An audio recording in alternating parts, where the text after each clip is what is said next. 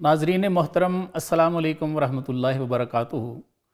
Professor वारिस महमूद आपसे मुखातिब है और आप देख रहे हैं प्रोग्राम इरफान दीन फ़िक्र इकबाल की रोशनी में। नाजरीन, पिछले प्रोग्राम में हज़रत अल्लामा और पीर रूमी रहमतुल्लाह अलैह की 5वें आसमान यानी फ़लक मुश्तरी की रूहानी सैर इख्तिताम पजीर हो गई थी।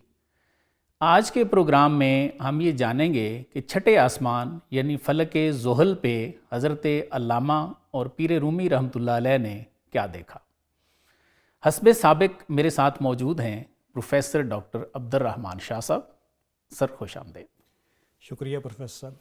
सर, पहला सवाल मेरा ये है कि ये बताइए कि छठा आसमान यानी फ़लक ज़ुहल कैसा है जी, और हज़रत अल्लामा और पीर रूमी रहमतुल्लाह अलैह ने वहाँ पे किन दो गद्दारों को देखा। फ़लक ज़ुहल पे नेक्स्ट टाइटल शुरू होता है जी सर। अरवाह रज़ीला के बा मुल्क व मिल्लत गद्दारी करदा और दोज़ख इशारा कबूल न करदा कि वो दो रज़ील रूहें कि जिन्होंने मुल्क व मिल्लत के साथ गद्दारी की और दोज़ख ने भी उन्हें और कबूल नहीं दोज़ख किया। ने भी उन्हें कबूल न किया। सर आइए देखते हैं इसी कलाम के अंदर जी कि हज़रत अल्लामा किस अंदाज में इसको लेकर चलते हैं सर। कि पीर रूमी आ इमाम रास्तां। हाँ, हज़रत फरमाते हैं कि पीर रूमी जो रास्तों के इमाम हैं, सच बोलने वालों के, सच्चों के इमाम हैं, आशनाए हर मकाम रास्तां, और वो सच्चों के हर मकाम से भी आगाह हैं। गुफ्त ए गर्दूं नवर्द सख्त कोश। फरमाते हैं, ए मेरे बच्चे इकबाल, ए आसमानों की सैर में बड़ी सख्त कोशी करने वाले, जहाँ फिशानी से काम लेने वाले, सुन दीदे आलम जुन्नार पोश। आपको वो सामने वो जुन्नार पोश आलम नज़र आ रहा है, ज़ुहल। यानी कि वो जैसे बच्चे को दिखाया जाता है एक रहनुमा के तौर पे। जी सर। आगे फिर मज़ीद कुछ हम स्किप करेंगे। सर पै करे ऊ गरचे अज आबो गिल अस्त। तो फरमाते हैं ये ज़ुहल का जो पैकर है, अगरचे ये भी आबो गिल का है जी, लेकिन इसका बताते हैं बर ज़मीनश पा निहादन मुश्किल अस्त। लेकिन इस पे पाँव रखना बड़ा मुश्किल है। 100,000 फरिश्ताए तंद दर्दो बस बदस्त। जी, फरमाते हैं कि सैकड़ों हज़ारों फरिश्ते जो हैं जिनके हाथों में कोड़े हैं बिजली के, कहरे हकरा कासिम अज रोज़े अलस्त। और रोज़े अलस्त से इस जो ज़ुहल मकाम है यहाँ पे वो अल्लाह का कहर नाजल कर रहे हैं। दुर्रा पहम मी जनद सैयारा रा। माते हैं इस सैयारे पे वो मुसलसल दुर्रे मार रहे हैं अज मदारश पुरकुनद सैयारा रा। और मदार तक इस सैयारे को वो पुर कर रहे हैं, दुर्रे मार मार के, कोई जगह छोड़ नहीं रहे। सर आलमे मतरूदो मरूद सिपहर। माते हैं आसमान ने भी इसको रद्द किया हुआ है। मतरूद और मरदूद दोनों का मतलब रद्द किया हुआ है। सर सुबह ऊ मानदे शाम अज बुखले मेहर। तो यहाँ पे सूरज की रोशनी भी नहीं आती, सूरज भी बुखल से काम लेता है, तो इसकी सुबह भी शाम की मानंद है। मुराद ये कि यहाँ पे हर तरफ अंधेरा है। जी सर मंजले अरवाहे बे यौमुन नुशूर। यहाँ पे एक ख़ास बात बताते हैं कि ये मकाम किन रूहों का है। ये उन रूहों का मकाम है जो बे यौमुन नुशूर हैं, यानी इन लोगों के लिए क़यामत भी कोई नहीं होनी, मुसलसल इन्होंने अज़ाब में रहना है। नशूर यानी कि उस दिन भी नहीं उठेंगे। जी जी। दोज़ख अज अहरा के शाह आमद नफूर। और सुन लो कि दोज़ख भी इनको जलाने से नफरत करती है। तो ये पक्के बंद हैं इस मकाम में। बिल्कुल। अब उन लोगों की जानिब बात बढ़ती जा रही है कि वो क्या है। अंदरूने ऊ दो तागूत कोहन। तो फरमाते हैं कि उस आलम में मैंने दो गद्दार देखे, दो तागूत देखे। रूहे कौमे कुश्ता अज बहरे दो तन। और इन दो ने किया हुआ क्या था, इन्होंने अपनी कौम को दो लख्त कर दिया था। अब उन दोनों का तज़किरा आ रहा है प्रोफेसर साहब, और उनके तज़किरा से पहले ज़रा मैं ये बताना चाहूँगा हमारे नाजरीन के लिए जी कि एक वो जो दो हैं उनका एक है जाफर अज बंगाल और सादक अज दकन। हाँ, मीर जाफर और मीर सादक। तो मीर जाफर जो है ये सराजुद्दौला का सिपा सालार था, उसके मुसाहिबीन में करीबियों में था जी। और सादिक अज दकन, तो और सादिक जो है ये टिपू सुल्तान के मुसाहिबीन में जी। और उसने गद्दारी की, दोनों ने गद्दारी की, यानी कामन इनके अंदर जो चीज़ है दोनों ने कौम व मिल्लत के साथ गद्दारी। बिल्कुल ऐसे। अब इन्हीं का पहले तारुफ करवा के कि जहन्नम भी इन दो तागुतों को कबूल नहीं करने से इनकार कर रही है कि जाफर अज बंगाल और सादिक अज दक्कन। तो फरमाते हैं जाफर बंगाल से है और सादिक जो है उसका ताल्लुक दक्कन से है। नंगे आदम नंगे दीन नंगे वतन। ये नंगे आदम हैं, नंगे दीन हैं, नंगे वतन हैं। सर ना कबूलो ना उम्मीदो ना मुराद। ये ना कबूल हैं, ना मुराद हैं और और ना उम्मीद भी हैं। سر ملت ازکار شاہ اندر فساد، اور ملت جو ہے وہ ان کے کام کی وجہ سے، ان کی غداری کی وجہ سے فساد کے اندر آ گئی ہے. فساد کے اندر مبتلا ہو گئی. ملت کے بندے ہر ملت کشاد، تو فرماتے ہیں یہ ملت مسلمانوں کی ایسی ملت تھی جس نے ہر بند توڑا، ہر مشکل پوٹینشیل اتنا ہے ان میں. جی ہر مشکل پہ قابو پایا. سر ملک و دینش از مقام خود فتاد. لیکن ان کی وجہ سے ملک اور دین اپنے مقام سے گر گئے. دیکھیں ان دونوں نے کیا کیا، جی آئے ہوئے باہر کے انگریز کو فیسیلیٹیٹ کیا ایسے اور قوم کے اوپر، دین کے اوپر، وطن کے اوپر کمپرومائز کیا. بالکل ایسے. اور می ندانی خطہ ہندوستان، تو فرماتے ہیں کہ کیا آپ خطہ ہندوستان کو نہیں جانتے ہو؟ عزیز خاطر صاحب دلاں، صاحب دلان جو ہیں ان کے دل کا یہ عزیز رہا ہے ہر دور میں، اہل دل اس سے محبت کرتے ہیں. خطہ ہر جلواش گیتی فروز، اس کا ہر جلوہ جو ہے وہ جہان کو روشن کرنے والا ہے. درمیان خاک و خون غلطد ہنور، لیکن یہ خاک و خون میں آج تک تڑپ رہا ہے ان دو غداروں کی وجہ سے. انہوں نے جو چربے لگائے ہیں، جی وہ غلامی جو ہے اس میں یہ بیچارے تڑپ رہے ہیں. سر ای ہما کردار آن ارواح زشت، تو یہ وہ دو کردار ہیں، یہ دو وہ بری روحیں ہیں، جعفر اور دوسرا جو ہے یہ صادق. جی سر. در فضائے نیلگوں یک دم باعث، تو فرماتے ہیں اقبال ہے میرے بچے زندہ رود، یہاں پہ تھوڑی دیر کے لیے رکو تا مکافات عمل بینی کے چیز، تاکہ دیکھو کہ مکافات عمل کیا ہے، برے عمل کی سزا کیا ہے. فاتبرو یا اولی الابصار. ہاں بالکل. ٹھیک ہے، یہ وہی فلسفہ ہے. پروفیسر صاحب اب اس کے اندر آپ دیکھیں، سر آج خصوصاً ہم ماڈرن سائنسز، آئی ٹی اور ان چیزوں میں تو بہت آگے جا رہے ہیں، اور کچھ لوگ ہسٹری یا ان چیزوں کو ڈینائی کرتے ہیں. جی حالانکہ حقیقت یہ ہے، آپ فلاسفرز کو دیکھیں، وہ ماضی میں جو کوتاہیاں ہیں ہماری، ان سے آج حال میں کھڑے ہو کے سبق حاصل کرنے کی جانب ترغیب دلاتے ہیں. بالکل ایسے. کہ یہ ہندوستان کی جو خوئے غلامی ہمیں نظر آتی ہے، ایکچولی اس کے اندر وہ کنٹریبیوشن ہے برے انداز کے اندر میر جعفر اور میر صادق کا، جو ننگے آدم ہیں، ننگے دین ہیں، ننگے وطن ہیں. بالکل ایسے. تو اس لیے آج بھی ہمیں اپنے معاشرے کے اندر ایسے میر جعفر اور میر صادق کے کریکٹرز کو پہچاننا چاہیے، جو ہر آنے والے چڑھتے ہوئے سورج کے پجاری ہوتے ہیں. نہ انہیں ملت کے مفاد نظر آتے ہیں، نہ قوم کی چیزیں نظر آتی ہیں، نہ دین نظر آتا ہے. نہ دین نظر آتا ہے. بالکل ٹھیک. جی سر، اس سے آگے ہے کلزم خونی. جی تو بقول حضرت علامہ رحمۃ اللہ علیہ، انہوں نے چھٹے آسمان پہ یعنی فلک زحل پہ ایک خونی سمندر دیکھا. تو سر اس کو ذرا تھوڑا سا واضح فرمائیں کہ یہ خونی سمندر کیسا تھا اور اس میں کون سے دو جو غدار ہیں وہ غوطے کھا رہے تھے. ٹھیک ہے، یہ بڑی عمدہ منظر کشی کی ہے، اور میرے خیال میں ادب کی بہت ساری اصناف اور بڑی عمدگی اور استعجاب کے ساتھ حضرت علامہ نے بیان کی ہیں کہ آنچ دیدم می نہ گنج در بیان. علامہ فرماتے ہیں جو میں نے دیکھا ہے وہ بیان نہیں میرے سے ہو رہا. یعنی کلزم خونی میں جو دیکھا ہے وہ مجھے تنز سہمش بے خبر گردد ز جان. اس لیے کہ مجھے جب جو میں نے دیکھا ہے اس کو بیان کرنے لگتا ہوں تو اس کا جو خوف ہے اس سے میری روح اور جسم جو ہیں وہ ایک دوسرے کا ساتھ نہیں دیتے. اچھا آگے کوشچن کرتے ہیں، من چی دیدم، فرماتے بتاؤں کیا میں نے دیکھا؟ کلزم دیدم ز خون، ایک خون والا سمندر دیکھا میں نے. کلزم طوفان بروں طوفان دروں، یہ ایسا خونی سمندر تھا کہ اس کے اندر بھی طوفان ہے، اس کے باہر بھی طوفان پہنچ رہے ہیں. در ہوا ماراں چون در کلزم نہنگ. پھر اس کی فضا کا بتاتے ہیں کہ اس کی فضا میں بھی اتنے بڑے بڑے اژدہا تھے، سانپ تھے، جتنے بڑے بڑے یہ مگرمچھ ہوتے ہیں. کفچا شب گوں بال و پرسیماب رنگ. پھر ان سانپوں کی منظر کشی کرتے ہیں کہ ان کے جو کفچے ہیں، یہ بیسیکلی اس کو ڈوئی کو کہتے ہیں یا اس چمچے کو جس سے ہم سالن نکالتے ہیں، تو ان کا وہ جو پھن ہوتا ہے نا اس کو وہ بیان فرما رہے ہیں. جیسے وہ شیشناک سانپ ایسے نکلتا ہے نا، تو فرماتے ہیں ان کا وہ جو کفچا سا پھن ہے وہ کالا ہے، کفتہ شب. باقی جو ان پہ بال وغیرہ ہیں یا جلد ہے وہ سیمابی ہے یا سفید ہے. موجہا درندہ ماند پلنگ. پھر اس خونی دریا کی موجوں کا بتا رہے ہیں کہ اس کی موجیں کس طرح کی ظالم ہیں، جس طرح چیتا ہوتا ہے. جی سر از نہیبش مردہ بر ساحل ننگ. پھر فرماتے ہیں کہ اتنی اس کی وحشت ہے، اتنا خوف ہے اس خونی سمندر کا کہ بہت سارے جو یہ مگرمچھ ہیں یہ مردہ اس کے ساحل پہ پڑے ہیں.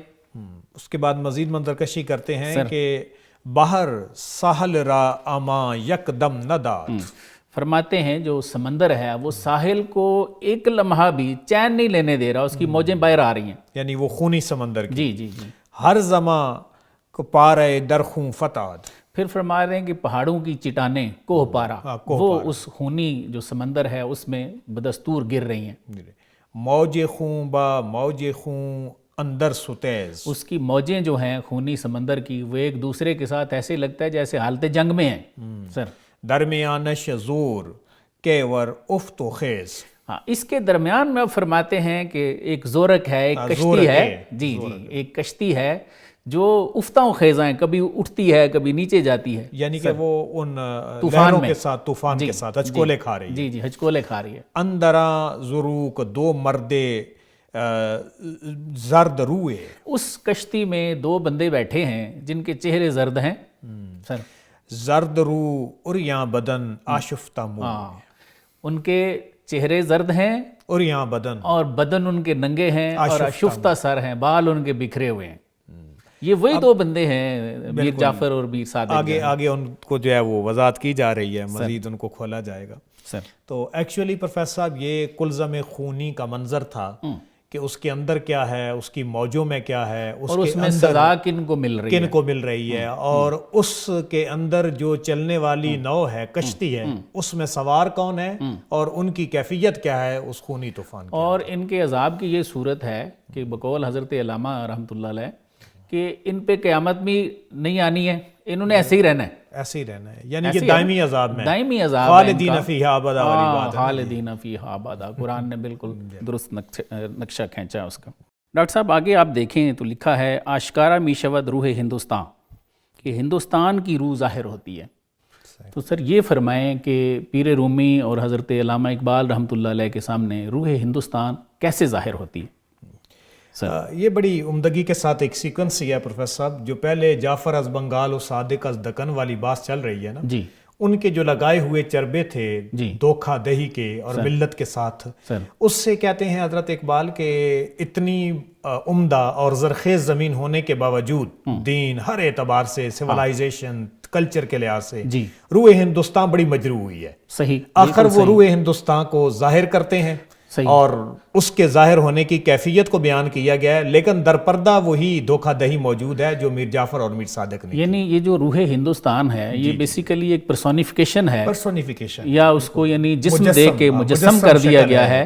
تو یہ ترجمانی کر رہی ہے وہاں کے جو لوگ ہیں جو اتنے کرب میں ہیں اور اتنی تکلیف میں ہیں، غلامی میں آ کے. ایسے ہی ہے بالکل. اور اس کی کاز کون بنے ہیں؟ میر جعفر اور میر صادق بنے ہیں، جن کو اس خونی جو ہے وہ کلزم کے اندر دکھایا گیا ہے. تو اس میں آپ فرماتے ہیں مزید کہ آسمان شک گشت و حور پاک زاد. ہاں، فرماتے ہیں کہ جی اچانک آسمان شک ہوا اور ایک حور اس میں سے ظاہر ہوئی. ٹھیک ہے. پردارا از چہرہ خود برکشاد، اور اس نے اپنے چہرے سے پردہ ہٹایا. جی سر. در جبینش نارو نور لا یزال، اس کی جبین میں فرماتے ہیں کہ نور بھی ہے اور نار بھی ہے اور ہمیشہ رہنے والے ہیں. در دو چشم او سرور لا یزال، اور اس کی دو آنکھوں میں سرور لا یزال ہے. جی. حلا بر سبک تر از سحاب، اور اس کے پہلو پہ ایک چادر ہے جو بادل سے بھی زیادہ لطیف ہے. تارو پودش از رگے برگے گلاب، اور اس کا تانا بانا ایسے ہے جیسے گلاب کی پتیاں ہوتی ہیں. حور ہے. سر اب یہاں تک ان 3 شعروں میں پروفیسر صاحب اس روح ہندوستان اور اس خطے کی خوبصورتی کو بیان کیا گیا ہے، خوبصورتی اور اس کی نزاکت کو بیان کیا گیا. اس نازک چیز کو جو زخم لگے ہیں اس سے پہلے بتا رہے ہیں اس طرح کی ہے. پہلے اس کی یہ کیفیت ہے. اب اس میر جعفر میر صادق کی دھوکہ دہی کے بعد کہتے ہیں با چنی خوبی نصیبش تو کو بند. اللہ اللہ. ماتے ہیں کہ اتنی خوبصورتی کے باوجود اس کے نصیب میں غلامی ہے. بر لبے او نالا ہے درد من، اور اس کے لبوں پہ فغاں ہے، نالے ہیں بڑے ہی پردرد. گفت رومی روح ہند است ای نگر. تو جب حور دیکھی تو پیر رومی اپنے بچے، روحانی بچے اقبال کو فرماتے ہیں کہ اقبال یہ پتہ یہ کون ہے؟ یہ روح ہندوستان ہے. از فغانش سوزہا اندر جگر، اور فرماتے ہیں اس کے نالوں سے، اس کے فغان سے جگر میں سوز پیدا ہو جاتا ہے، یعنی پہلے جگر چھلنی ہو جاتا ہے. یعنی اس کے جو خوبصورتی اور حسن تھا، لیکن ان کی دھوکہ دہی کی وجہ سے یہ جس قسم کے شکنجوں میں غلامی میں جکڑ گئی ہے. جیسے غلامی میں کام آتی ہیں تدبیریں نشم شیریں، جو ہو ذوق یقین پیدا تو کٹ جاتی ہیں زنجیریں. تو اصل میں اتنی خوبصورتی کے باوجود وہ جب پابند سلاسل ہو گئی اور جو ایک قوم میں مایوسی اور قنوطیت چھا گئی جی اور اس کی وجہ سے ایک پیسیمسٹک انوائرمنٹ جو ہے وہ کریٹ ہو گیا, اس پورے کی منظر کشی مولانا روم کی اس زبان کے ذریعے حضرت اقبال نے کروائی کہ انہوں نے مجھے بتایا کہ یہ روح ہندوستان عاشقانہ می شود. سر اس کو اگر تھوڑا سا زیادہ آگے سوچیں اس پہ اور خیال کریں تو یہ زمین جو ہے یہ بیسیکلی زمین کی ریپریزنٹیشن ہے نا, کہ وہ ایک حور کی صورت میں یا ایک زندہ چیز کی صورت میں وہ ظاہر ہوئی. تو یہ جو زمین ہے یہ بذات خود ایک مخلوق تو ہے, مخلوق ہے, ایسے ہے نا. اسی لیے ہم قیامت کو کہتے ہیں جی اس نے گواہیاں دینی ہیں اور ہم نماز کے لیے جگہ بھی تبدیل کرتے ہیں. دیکھیں حور کا نقشہ لفظوں میں کھینچا گیا ہے اور یہ ظاہر ہے جو ہماری آنکھوں کے سامنے. بالکل صحیح ہے, بالکل تو یہ اس لیے اس کو پرسونیفائی بھی کیا, پرسونیفائی کر دیا اور اسے حور کے ساتھ تشبیہ بھی دی گئی, کیونکہ ہمارے ذہن میں جو حور کا نقشہ ہے بتایا گیا یہ جو رب کی مخلوق ہے اس کے اندر بھی تم وہ حسن پا سکتے ہو, اسی کو. اور یہ ہندوستان کو تو سونے کی چڑیا کہتے تھے, بالکل, کیونکہ یہاں پہ ایسی ایسی فصلیں آج بھی جو ہیں. نہیں تو وہ انگریز جو آ رہا تھا میر جعفر میر صادق کو جو کچھ انہوں نے لالچ دیا ہوگا تو وہ کس چیز کو دیکھ کے آ رہا تھا. بالکل ایسے, بالکل. اور آج بھی اگر دیکھا جاتا ہے کلیش آف سیولائزیشن کو آپ دیکھ لیں, 9/11 کے ڈرامے کو دیکھ لیں, یہ سب چیزیں کیوں ان کے اندر اضطراب پیدا کر رہی ہیں. بالکل ایسے. تو اصل میں وہی دولت ہے, یعنی کہ اس خطے کے اندر ظاہری بیوٹی بھی موجود ہے اور اس کے اندر رہنے والے جو لوگ ہیں ان کے اندر جو دلوں کے اندر وہ حدت اور محبت ہے نا, رسالت مآب صلی اللہ علیہ وسلم کی یہ ایک تڑپ ہے. بے شمار خزانے ہیں جو باطل ہر دور میں لوٹنے کی کوشش کرتا ہے, ظاہری اور باطنی. جی سر اس سے آگے اگر آپ دیکھیں تو روح ہندوستان نالا و فریاد میں کند. جی بالکل. ہندوستان کی روح جو ہے پہلے وہ ظاہر ہوئی ہے اور اب اس کے وہ نالا و فریاد جو ہیں وہ حضرت سناتے ہیں ہمیں. تو اس میں سر ذرا دیکھیے اور بتائیے کہ روح ہندوستان اب ہندوستانی لوگوں کے بارے میں کیا فریاد کرتی ہے, اور بطور خاص اس میں ذکر ہے فقر کا, اور فقر کی 2 برانچز کا ذکر ہے. صحیح. یہ بگزر از فقرے کی ریانی دہات. جی بالکل. جی اے خنک فقرے کے سلطانی دہات. کمپیریزن. جی کمپیریزن ہے. تو ان 2 کے بارے میں بھی بتائیے کہ ہندوستان کے لوگ فقر کی 2 شاخوں میں بٹے ہوئے ہیں اور وہ کون کون سی ہیں اور ان کو کیا کرنا چاہیے. Sir please. تو پروفیسر صاحب یہ روح ہندوستان صرف ظاہر ہی نہیں ہوئی, اب یہ جو نالے کر رہی ہے اس کے بارے میں آپ فرماتے ہیں کہ شمع جاں افسرد در فانوس ہند. فرماتے ہیں ہند کے فانوس میں زندگی کی شمع بجھ گئی ہے, ہندیاں بیگانہ از ناموس ہند. اور ہندوستان والے جو ہیں وہ ہندوستان کی ناموس سے بیگانہ ہو چکے ہیں. مرد کے نامحرم از اسرار خیش. فرماتے ہیں یہاں کے جو لوگ ہیں وہ اپنے اسرار سے نامحرم ہیں. زخمے خود کم زند بر تار خیش. اور اپنے تار پہ اپنے وہ جو میوزیکل انسٹرومنٹ ہے ان کا دل والا اس پہ بہت کم زخمہ لگاتے ہیں. پروفیسر پھر اس کا مطلب ہے کہ جو میر جعفر میر صادق نے کیا سر, اور وہ جو ٹریپ تھا یہ لوگ اس میں آگے ظاہر ہے جو دل سے غافل ہو گئے. بالکل ایسے. اللہ اکبر. بر زمانے رفتہ می بندد نظر. فرماتے ہیں یہ ماضی پہ ان کی نظر رہتی ہے, آگے کچھ نہیں کرتے سر. اور اس کے بعد مزید کہتے ہیں از تشیف افسردہ می سوزت جگر. فرماتے ہیں ان کے اندر جو آگ ہے وہ افسردہ ہو چکی ہے, ٹھنڈی ہو چکی ہے. اور کیا فرماتے ہیں بند ہا بر دستو سوز جگر ان کا ختم ہو چکا ہے سر. بند ہا بر دستو پائے من ازوس. روح ہندوستان کہتی ہے, روح ہندوستان بیڑیوں میں ہے. ٹھیک ہے, جکڑی ہوئی ہے. تو وہ کہتی ہے کہ میری یہ جو بیڑیاں آپ کو نظر آ رہی ہیں نا یہ ان لوگوں کی وجہ سے ہیں. وہ اوپر جو مرد کے نامحرم کا جن پہ دو چل گیا ہے اور انگریز غالب آ گئے ہیں ان کے اوپر, جو اپنے آپ سے نامحرم ہے. جی نالا ہائے نارسائے من ازوس. وہ کہتی ہے جی میرے یہ جو نالے ہیں جن کا کچھ نہیں بن رہا, بالکل جن کا کوئی اثر ہی نہیں ہو رہا, اس کی وجہ بھی یہی لوگ ہیں سر. اس کے بعد خیش تندرا از خودی پرداخت ہے. اور کیا بات کرتی ہے کہ خودی کو انہوں نے چھوڑ دیا ہے اور اس کے علاوہ جو چیزیں ہیں ان میں مشغول ہو گئے ہیں. از رسوم کوہنا زندان ساخت ہے. اور پرانی رسموں کے ساتھ انہوں نے اپنا زندان خود بنا لیا ہے. آدمیت از وجودش درد مند. فرماتے ہیں آدمیت از وجودش درد مند. جو انسانیت ہے وہ ان لوگوں کے وجود کی وجہ سے, ان کے کرتوتوں کی وجہ سے زخم ہے. یعنی کہ یہ شین زمین کا مرجع ہند کے باسی ہیں. ہند. جی سر. ٹھیک ہے. عصر نو از پاک و ناپاکش نجن. اور فرماتے ہیں ہمارے جو نئے لوگ ہیں، نئے بچے ہیں، نیا زمانہ ہے ہمارا، وہ ان کے پاک ناپاک جو انہوں نے بنا لیا ہے اپنا کہ یہ ہمارے لیے اچھا ہے، یہ اچھا نہیں ہے، وہ اس سے نیند ہیں، بڑے غمگین ہیں، بڑے پریشان ہیں. اچھا پروفیسر صاحب، یہاں میں روکوں گا اور آپ کے دوسرے سوال کے جواب کی طرف بھی آؤں گا کہ ایک فقر غیور و جسور ہے جی، اور ایک وہ فقر ہے جو قریانی والا. ہاں.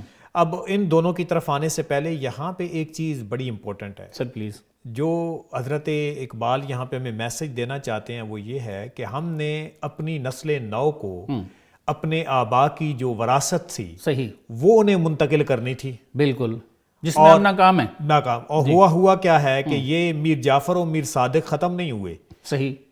اس کی جو ہے وہ انہی کی شکل کے اندر نئے نئے لوگ اسی ڈگر پہ چل پڑے ہیں. بالکل اس انگریز کے تسلط اور ان چیزوں کو انہوں نے ہموار کیا. ہمارا سراج الدولہ بھی ہار گیا، ہمارا ٹیپو بھی گم ہو گیا، ایسے. اور اس وقت بھی یہ میر جعفر اور میر صادق دنداتے پھر رہے ہیں.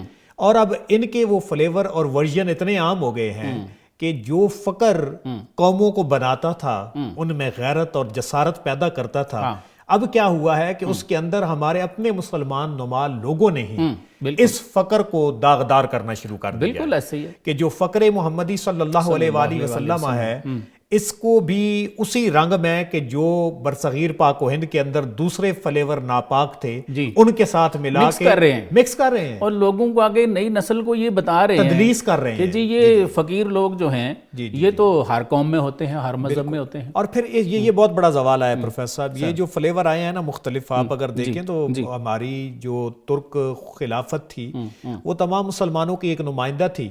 اب دیکھا جائے کہ اس کے خلاف جب بغاوت مسلمانوں کے مختلف علاقوں میں نکلی تو نہ صرف انگریز خود آئے بلکہ انہوں نے وہاں سے مسلمان نما فتنے بھی کیے کہ جنہوں نے کیا کیا، بتوں والی آیات اٹھا کے مسلمانوں پہ چسپاں کرنا شروع کر دی. بالکل ایسے. اور جو فقر اور ان چیزوں کے ساتھ منسلک تھے ان لوگوں کے بارے میں غلط فہمیاں لوگوں میں پھیلانا شروع کر دی. اور اس تصوف اسلامی کو معاذ اللہ کچھ رائٹرز نے تو قرآن کی تفسیر کے اندر ان چیزوں کو افیون لکھنا شروع کر دیا. افیون بعض تو سر ہمارے جو اس دور کے علماء ہیں وہ یہاں تک کہہ رہے ہیں کہ تصوف کا اسلام سے کوئی تعلق نہیں. یہ آوازیں اب عام سننے کو مل رہی ہیں. میں چاہوں گا کہ آپ ذرا ٹیکسٹ سے دونوں فقر جو ہیں جو حضرت علامہ نے لکھے ہیں کہ یہ الگ الگ ہیں وہ تھوڑا سا پڑھ کے نا اس کے بعد اس پہ تبصرہ فرمائیں. اچھا میں آپ کو اس پہ بگذر از فقرے کے عریانی دہد. جی تو علامہ فرما رہے ہیں کہ بلکہ وہ روح ہندوستان جو فریاد کر رہی ہے وہی آگے چلا رہی ہے اپنا. وہ کیا کہتی ہے؟ وہ کہتی ہے کہ گزر از فقرے، اس فقر سے گزر جا، اس کو چھوڑ دے کہ اریانی دہد، جو آپ کو اریانی دیتی ہے. جیسے یہ سادھو اور رہبانیت والے لوگ ہیں وہ تو ننگے رہتے ہیں ساری عمر، کہتے ہیں اس کو چھوڑ. بالکل سر. اے خنک فقرے کے سلطانی دہد. اور فرماتے ہیں کہ مبارک ہے وہ فقر جو سلطانی دیتا ہے. جیسے عام مسلمانہ کہ میری کردہ ان در شہنشاہی فقیری کردہ. سبحان اللہ. کہ وہ مسلمان کہ جنہوں نے بادشاہیاں کی اور انہوں نے بادشاہیوں میں بھی فقیری کے ذریعے فقر کے رنگ کو غالب رکھا. الحذر از جبر و ہم از خوئے صبر. تو پھر وہ کہتی ہے کہ بچ کس سے؟ جبر سے اور خوئے صبر سے بچ. جابر و مجبور را زہر است جبر. فرماتے ہیں جابر اور مجبور کے لیے یہ جو صبر ہے یہ زہر ہے. جبر جو ہے یہ بھی جبر بھی زہر ہے اور بہت زیادہ صبر کرنا یہ بھی زہر ہے. یعنی دونوں کے لیے دونوں کے لیے، جابر کے لیے جبر کرنا، مجبور کے لیے صبر کرنا اور اس کے ظلم پہ. بالکل. جی. این بصبر پہم خوگر شود.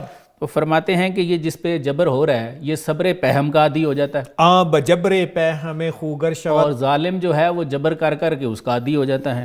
ہر دورہ ذوق ستم گردد فزون. فرماتے ہیں دونوں میں جو ذوق ستم ہے وہ بڑھ جاتا ہے، ایک جبر کے ذریعے ایک ناحق صبر کے ذریعے. سر. درد من یا لیت قومی یعلمون. فرماتی ہیں کہ وہ جو روح ہندوستان ہے وہ کہتی ہے میرا درد یہ ہے کہ کاش میرے لوگوں کو میری بات سمجھ آ جائے. اب سر بتائیں وہ جو دو فقر کی برانچز ہیں. بالکل. فقر کو میں دیکھیں ان سے لوں گا جو اصل میں ہمارے معلمین ہیں، اور یہ روح ہندوستان کی بات ہے تو جو ہندوستان کے دل پہ بیٹھے ہوئے حضرت داتا علی اجویری ہے میں ان کی کشف المحجوب لوں گا. جی. آپ نے حضرت ابو الحسن کے حوالے سے جو تعریف کی ہے تصوف کی، تصوف کہیں، فقر کہیں، سلوک کہیں، من کی دنیا کہیں، تزکیہ باطن کہیں، جس کو قرآن نے وَيُزَكِّيهِمْ کے تحت یا صفا کے چبوترے پہ بیٹھے ہوئے وہ لوگ ہیں، یہ سب اسی زمرے میں آتے ہیں۔ تو آپ نے حضرت شیخ ابو الحسن کے ریفرنس سے کشف المعجوب میں لکھا ہے کہ لیس التصوف رسوما ولا علوما ولکنہ الاخلاق، کہ تصوف نہ تو رسم دنیا کا نام ہے، جیسے دنیا کے لوگ رسم بنا کے یہ انداز سادھو بن جاتے ہیں یا اس کے اندر رہبانیت کا کلچر اختیار کر لیتے ہیں، یہ رسم کا نام نہیں ہے، یہ اوریانی والا ہے۔ ہاں اوریانی والا ہے، اور یہ غیر لیس مسلموں میں ہے۔ التصوف رسوما، اس کی آپ نے حضرت داتا علی اجویری، آپ سے بڑھ کے کون تصوف کو بہتر جاننے والا ہوگا، آپ نے اس کا انکار کیا، لیس التصوف رسوما ولا علوما۔ اور یہ جو بظاہر علم کے نمائندے ہیں اور معاذ اللہ تصوف کو جہالت میں افیون کہہ رہے ہیں، حالانکہ یہ ایک مستقل انسٹیٹیوٹ ہے کہ رسول کریم نے جہاں ظاہر تعلیم کتاب کے ذریعے پاک کر دیا اور اپنی نگاہ کے ساتھ اندر تزکیہ باطن کا اہتمام کیا۔ حضرت ابراہیم نے جو دعا کی تھی، ربنا وابعث فیہم رسولا منہم یتلو علیہم آیاتک ویعلمہم الکتاب والحکمہ ویزکیہم انک انت العزیز الحکیم، تزکیہ ہے، تزکیہ باطن ہے۔ سر تو حضرت علامہ نے کیا فرمایا؟ آپ فرماتے ہیں فقر کار خیش را سنجیدن است، فقر تو یہ ہے کہ اپنے کام کو سیدھا کرو، ایسے ٹھیک ہے۔ برد و حرف لا الہ پیچیدن است، اور وہ کیا ہے؟ کلمے میں ہے سارا کچھ، تمہارا فقر کلمے میں ہے، اس سے تم نے لینا ہے، بالکل ایسے برد و حرف لا الہ پیچیدن است۔ آگے فرماتے ہیں فقر ذوق و شوق و تسلیم و رضا است، یہ اللہ کے لیے ذوق و شوق کا نام ہے، اس کے سامنے سر تسلیم خم کرنے کا نام ہے۔ آگے فرماتے ہیں ما امینیم، ہم تو امین ہیں، یہ متاع مصطفیٰ است، یہ حضور صلی اللہ علیہ وآلہ وسلم کے سینہ اطہر کی متاع ہے جو آپ کے صدقے میں امت تک آئی ہے۔ چل اس کو وہ الفقر فخری والفقر منی، الفقر فخری والفقر منی، اور یہ جو حضرت داتا علی اجویری نے تعریف دی حضرت شیخ ابو الحسن سے، یعنی اس کا تو انکار کیا، نہ رسم کا نام ہے، ٹھیک ہے، نہ یہ جو نام نہاد علمی نمائندے ہیں ان کا نام ہے، لیس تصوف رسوما ولا علوما، اور کیا ہے وہ جو بات آپ کہہ رہے ہیں نا، ولکنہ الاخلاق، یہ خلق نبوی کی ریفلیکشن ہے کہ جو فقر غیور متاع مصطفیٰ ہے، متاع مصطفیٰ ہے۔ سر میں ایک بات کا اشارہ کروں گا، آپ اس پہ رہنمائی فرمائیں۔ آج کل لوگ کہتے ہیں کہ یہ حدیث جو ہے نا الفقر فخری والفقر منی، یہ ضعیف ہے، اس کے بارے میں بات کرتے ہیں، لیکن اس حدیث کے بارے میں کوئی بات نہیں کرتا، کہتے ہیں یہ صحیح ہے، من کنت مولا ہو فاز علی مولا۔ بھائی یہ فقر اگر منتقل نہیں ہوا تو سرکار نے کیوں فرمایا ہے کہ جس کا میں مولا اس کا علی بھی مولا؟ بے شک، کیوں فرمایا؟ بے شک، اس کا مطلب ہے اس حدیث کا مضمون جو ہے وہ بھی درست ہے، بالکل ایسے ہی۔ سر اور اصل میں یہ تصوف اور معرفت اور یہ فقر، حضرت سیدنا مولا علی شیر خدا رضی اللہ تعالیٰ عنہ کو آپ دیکھیں تو نبی اکرم صلی اللہ علیہ وآلہ وسلم کے اس فقر کی میراث ان کے ذریعے آگے بڑھتی ہوئی آ رہی ہے۔ آپ سلسلہ چشت کو دیکھ لیں، سہروردی حضرات کو دیکھ لیں، قادری حضرات کو دیکھ لیں، اور نقشبند کے اوپر حضرت سیدنا ابو بکر صدیق ہیں، اور ان تین سلسلوں کے اوپر حضرت مولا علی شیر خدا ہے، اور وہ اسی کے تحت ہم کہتے ہیں من کنت مولا فاز علی مولا۔ اچھا، اس پہ فقر اور ان دونوں پہ نا آپ کا پس یہ باید کر دیا اقوام شرق میں بڑا اچھا تقابل آپ نے کیا ہے۔ میں ایک دو اشعار لوں گا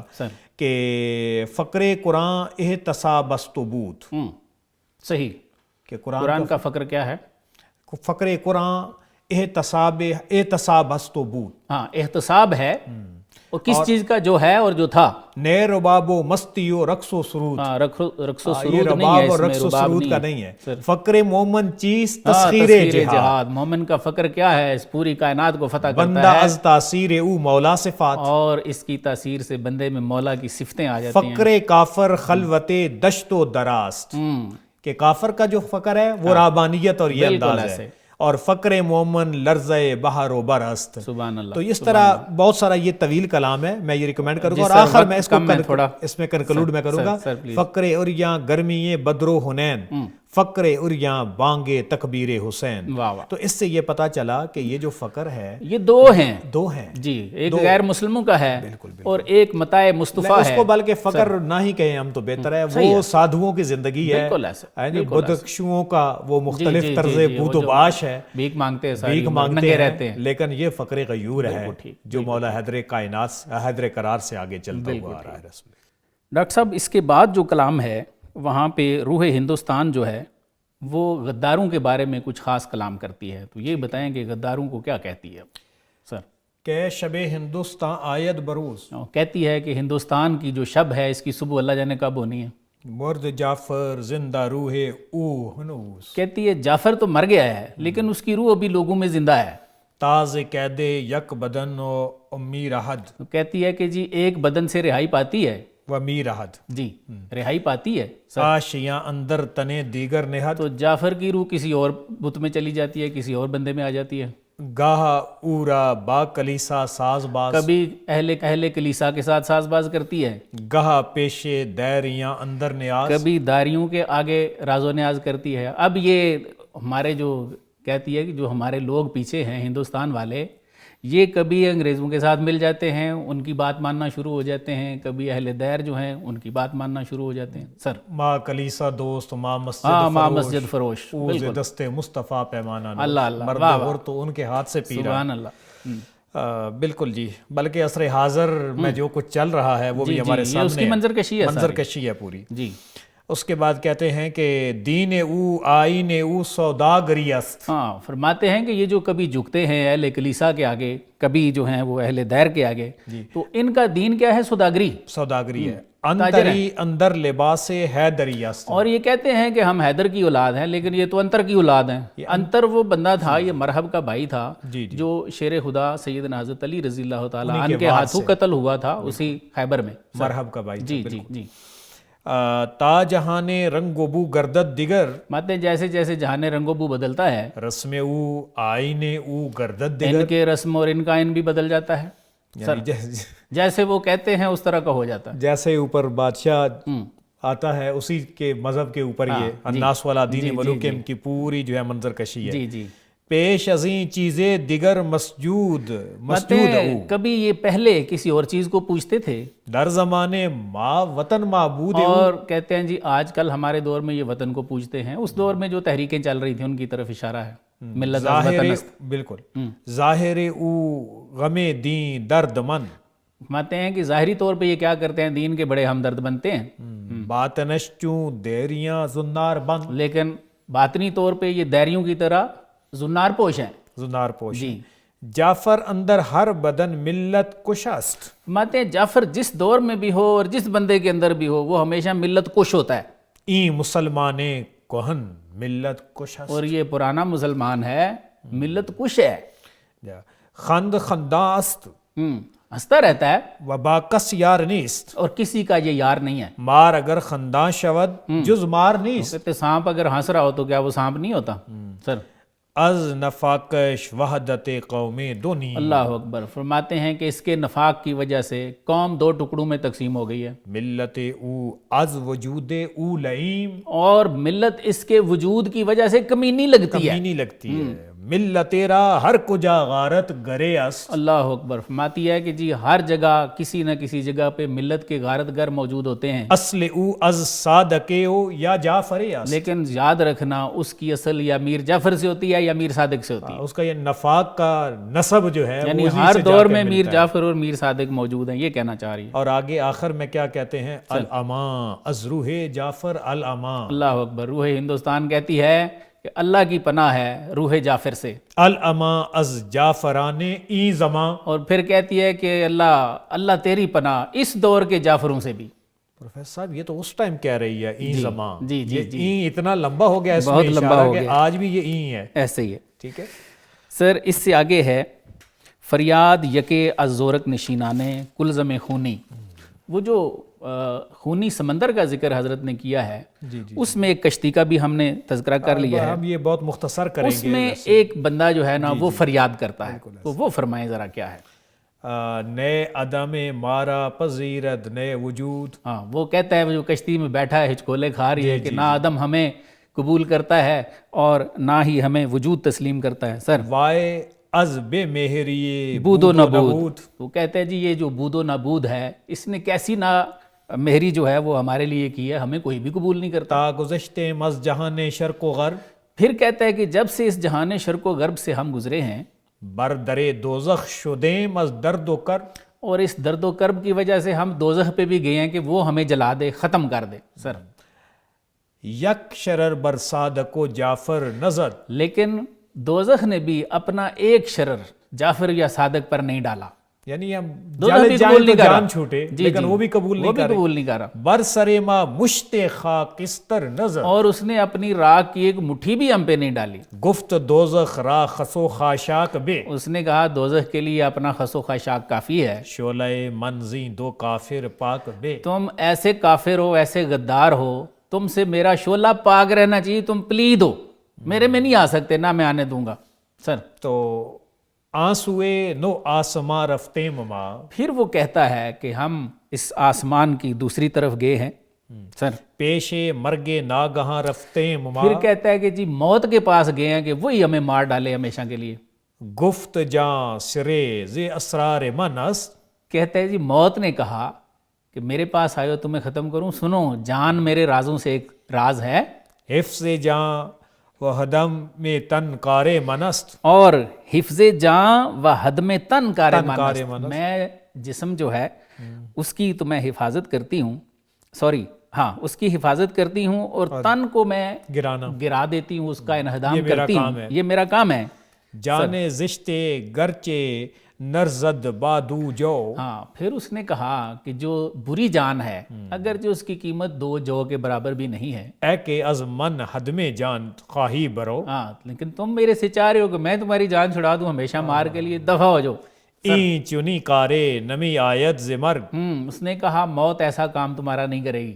جانے غدارے نہ آسایت ز مرگ. اللہ اللہ، ہمارے غدار کی جان موت بھی نہیں چھڑائے گی. تو اب یہ جو اس وقت ملت کے غدار ہیں نا، اللہ ان کو یہ اس اللہ کشتی میں بیٹھ کے اللہ میر جعفر اور میر صادق جھنجھوڑ رہے ہیں جوڑ کہ کبھی بھی اس کام میں نہ پڑنا، ورنہ تمہیں جہنم بھی قبول نہیں کرے گی، وہ آگ بھی قبول. بالکل یہ ادھر اشارہ بھی ہے نا، یا لیتھا کان، وہ جس کو بائیں ہاتھ میں نام اعمال دیا جائے گا نا، وہ کہے گا کاش وہ زندگی آخری، موت آخری ہوتی. بالکل یا لیتھا کانت القاضیہ. بالکل ایسے. اے ہوائے تند، اے دریائے خون. اب وہ فریاد کرتا ہے جب نہ موت قبول کر رہی ہے نہ دوزخ قبول کر رہا ہے، یہ واویلا کر رہا ہے، واویلا کر رہا ہے. کہتا ہے اے تیز ہوا، اے دریائے خون، اے زمین، اے آسمان نیل گوں، اللہ اللہ، اے نیلے آسمان، اے زمین، اے نجوم، اے ماہتاب، اے آفتاب، اے ستاروں، اے ماہتاب، اے چاند، اے قلم، اے آفتاب، لوح محفوظ، اے اے کتاب، قلم، اے لوح محفوظ، اے کتاب. اے بتان ابید، اے لردان غرب. پھر وہ ایک جو فریاد کر رہا ہے کشتی والا، وہ کہتا ہے اے بتان ابیض، اے سفید بتوں، انگریزوں کو پکار رہا ہے، اے لردان غرب، اور اے مغرب کے لارڈز، لارڈز یعنی کہ وہ جن کے ساتھ میر جعفر میر صادق ملے، آج ان کو بلا رہے ہیں. اے جہان در بغل بے حرب و زر، اے وہ لوگو جن کی بغل میں بغیر ضرب و حرب کے جہان آ جاتے تھے، تم نے فتح کیے ہیں. این جہاں بے ابتدا بے انتہا، اب مجھے بتاؤ جہاں ہم آگے ہیں یہ جہان بے انتہا ہے بندہ اور بے ابتدا ہے. بندہ غدار را مولا کو جہاں. اللہ اکبر. وہ کہتے ہیں آپ بتاؤ کہ غدار بندے کا کوئی مولا ہے کہیں پہ؟ کوئی پرسان حال ہے، کوئی کوئی والی وارث پوچھ ہے، نہیں رہا، دوزخ بھی قبول نہیں کر رہا، موت بھی نہیں کر رہی. پروفیسر صاحب اس کلام کے اندر بالیقین ان لوگوں کے لیے جو چند ٹکوں کے لیے باہر کی ریزیڈنسی کے لیے بالکل اور ان بڑے بڑے عہدوں کے لیے اپنی ملت، اپنی قوم کے ساتھ، مستقبل کے لیے، اپنے مستقبل کے لیے پوری قوم اور ان کی آنے والی نسلوں کو ڈیٹ کرائسس میں ڈال کے اپنے آپ کو آگے لے کے چلے جاتے ہیں، ان سب کے لیے یہ میر جعفر اور میر صادق کا سبق ہے جو کلام اقبال کی روشنی میں بطور ناقل ہم نے پیش کیا. اللہ تعالی ہدایت دے. آمین. جی ناظرین، آپ نے ہمارا آج کا پروگرام دیکھا. بقول حضرت علامہ فلک زحل ایک مغضوب جگہ ہے جہاں پہ ہزاروں فرشتے اپنے ہاتھوں میں بجلی کے کوڑے لیے اللہ تعالیٰ کا قہر نازل کر رہے ہیں. حضرت علامہ فرماتے ہیں کہ یہ ایسی ارواح کی جگہ ہے جن کو دوزخ نے بھی دھتکار دیا ہے. یہاں علامہ ایک خونی سمندر کا بھی ذکر کرتے ہیں جس کے ساحل پہ مگر مچھ مردہ پڑے ہیں اور اس کی فضا میں بھی بڑے بڑے سانپ ہیں. اس سمندر میں جس کی موجیں چیتوں کی طرح ظالم ہیں، ایک کشتی میں میر جعفر اور میر صادق سہمے ہوئے ننگے اور زرد چہروں کے ساتھ غوطے کھا رہے ہیں. پھر حضرت علامہ یہاں روح ہندوستان کا بھی تذکرہ فرماتے ہیں جو ایک حور کی شکل میں نمودار ہوتی ہے، جو ہندوستانیوں کی ناگفتہ بے حالت اور ان کی رہبانیت پر ماتم کرتی ہے. ڈاکٹر صاحب آپ کی تشریف آوری کا بہت بہت شکریہ. شکریہ پروفیسر صاحب. ناظرین اپنے میزبان کو اجازت دیجیے. اللہ حافظ.